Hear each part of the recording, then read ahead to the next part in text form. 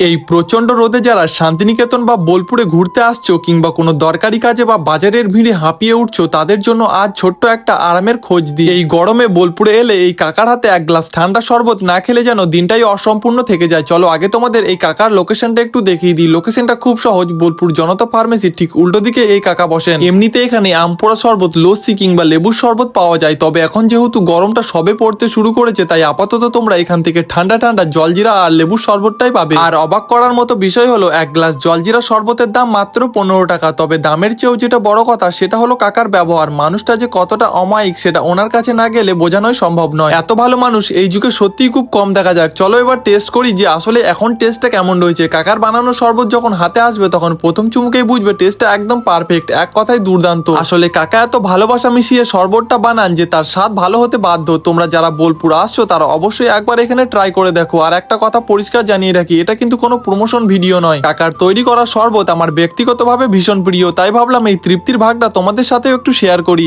দোকান কখন দিয়ে খুলে বলো? ফাল্গুন মাস থেকে। না মানে সকালে কখন ওপেন হয়? সকালে 9টার পর থেকে। কতক্ষণ থাকো? ওই 5টা, 5:30, 6টা। প্রত্যেক দিন? প্রত্যেক দিন। বুধবার?